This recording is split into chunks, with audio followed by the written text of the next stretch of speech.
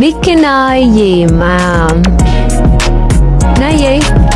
Nơi đây hơi nóng giọt tê. Em muốn ra cửa sổ bên áo em nhau. Lạ như tên vỗ tay hẳn sống chẳng nghe gì đâu. Vì em ngoan thì anh cũng biết mà. Sao nhỏ em cũng chẳng muốn mùa đông này em lại phải một mình đơn cô. Sáng sinh này em chẳng muốn cô đơn, muốn nắm tay anh dạo khắp muôn phương. Người ta hay nói rằng mùa đông lạnh lắm nên cần người yêu.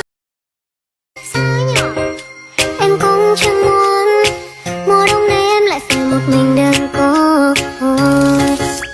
Sáng sinh này em chẳng muốn cô đơn, muốn nắm tay anh dạo khắp muôn phương. Người ta hay nói rằng mùa đông lạnh lắm nên cần người yêu.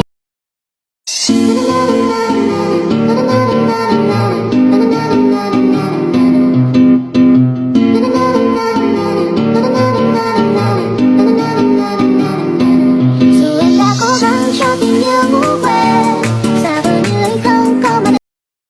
Nơi cuối đường cho ta nhưng chẳng thèm không. Me quise người em cưới buồn anh đã tập trung như buồn. Thế giới có bao người thấy nhau đã là duyên lắm rồi. Trái đất xoay vòng gặp ai cũng giống anh. Và vì sao lại thế anh? Vì sao đánh mất nhau? Vì sao sau nỗi đau có hơn nhưng chẳng bền lâu. Động lại trong nhau một từ nhớ để gặp lại. Hay là anh gặp ba má xin được giúp em về nhà để giữ em của riêng anh cả đời. Đợi chờ anh đã lâu biết không em muốn bên người. Chẳng tìm đâu ra một người như thế, môi cười xinh như hoa đáng yêu đậm đà. Cứ em đêm thương nhau qua bao. Thu đi qua hay rồi mơ mộng vời xa. Tại sao là anh? Sao làm em mãi mê? Sao lời yêu vụng về?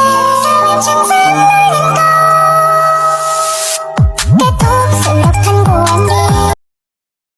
Có mấy khi nghẹn ngào lặng lẽ với biết bao cồn cào, thu mình trong căn phòng tối. Ta chẳng muốn quan tâm điều gì và chỉ muốn nghe mơ thầm thì bao nhiêu suy tư dần lơ. Thu đi qua hay rồi mơ mộng vời xa. Tại sao là anh? Sao làm em mãi mê? Sao lời yêu vụng về? Sao em chẳng dám nói nên câu kết thúc sự độc thân của em. Khi với được anh thì em chẳng cần phải nghĩ suy. Vì sao nhỉ? Cứ tình hình này ôi thôi chết giờ. Anh như chú cá mắc cạn trên bờ, nghĩ về em lại từ khẩu thành thơ. Và điều đó giống anh miệt mài hàng sơ. Và mỗi khi em buồn anh thức hết đêm buồn để kể cho em và vẽ thêm môi em cười. Một nụ cười thì bằng 10 thang thuốc ngủ, còn em cười thì sụp đổ vào tim anh. Cơn gió có nghe tôi nói có thể này rằng giờ đây đã yêu rất lâu rồi. Xung quanh toàn